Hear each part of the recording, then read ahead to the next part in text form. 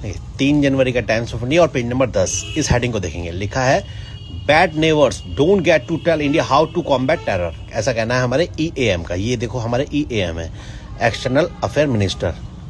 इनका कहना है कि जो बुरा पड़ोसी है ना वो हमें नहीं बताएगा कि कैसे कॉम्बैट माने लड़ना है, आतंक से कैसे लड़ना है। कॉम्बैट माने सामना करना, मुकाबला करना, लड़ना। कह रहे कि वो हमें नहीं बताएगा आतंक से कैसे लड़ना है। हमें अच्छी तरह पता है आतंकियों को कैसे सफाया करना है, आतंक से कैसे लड़ना है। कोई हमारा बैड नेबर्स नहीं बताएगा हमें।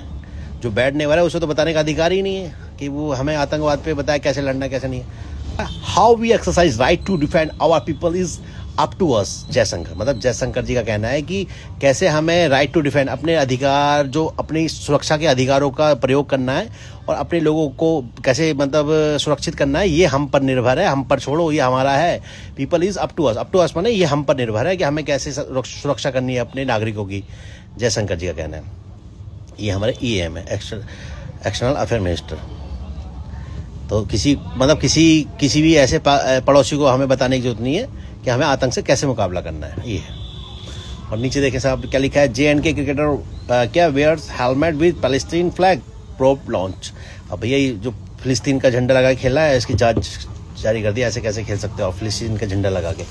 और यहाँ देखें साहब, यहाँ क्या लिखा है, यहाँ लिखा है Bihari girls available for marriage for 25K, मतलब 25,000 में अवेलेबल हैं बिहार से आने वाली लड़कियां शादी के लिए। ऐसा कहना है उत्तराखंड मिनिस्टर के पति का। लेकिन इतना इनको आलोचना झेलनी पड़ेगी। अब माफ़ी मांगी कि भाई मेरी तो बहनें हैं और माँ है, माँ समान है, तो ये उनका मामला है। और यहाँ क्या है, after UP Rajasthan makes reading newspaper must in schools. अब मैंने बताया ना यूपी के बाद अब राजस्थान ने भी कंपलसरी कर दिया है कि स्कूलों में न्यूज़पेपर पढ़ाया ही जाएगा। डेली 10 मिनट तो आपको पढ़ना ही पड़ेगा न्यूज़पेपर। और कम से कम 5 ऐसे नए वोकैब्स निकालने होंगे और उनका मीनिंग जानना होगा रोज। अब यूपी के साथ साथ अब राजस्थान में भी ये कंपलसरी कर दिया गया है। और पढ़ना चाहिए, न्यूज़पेपर पढ़ना चाहिए भाई, नई नई जानकारी हासिल होती है। और देखिए यहाँ देखें कैसी एक मार्मिक खबर कह लो या एक थोड़ा सा ऐसी खबर कि ये जो माँ बाप ना बांध के जाते थे अपने बच्चों को, 12 साल के अपने बच्चे को बांध कर जाते थे। क्यों? क्योंकि लिखा है Nagpur parents go to work chain 12 year old habitual thief. ये क्या हैबिचुअल थीफ था?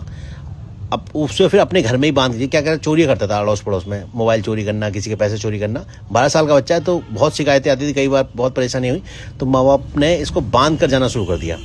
तो ये लेकिन फिलहाल जो बच्चों की देखरेख करती है संस्था, उन्होंने इसको आज़ाद कराकर सरकार के जो बच्चों का रख रखाव होता है जहाँ पर, वहाँ भेज दिया इस बच्चे को। तो ये नागपुर की घटना है, नागपुर पेरेंट्स हैं। तो चेन एज ए वर्ब भी यूज़ होता है, एज ए नाउन भी यूज़ होता है, मतलब बांधना भी होता है और चेन का मतलब चेन भी होता है। तो ये हैबिचुअल थीफ था तो इसलिए बांध के जाते थे। अब भाई क्या करें माँ बाप, लेकिन ये बच्चों को ऐसे बांधना भी ठीक नहीं है। ये है मामला।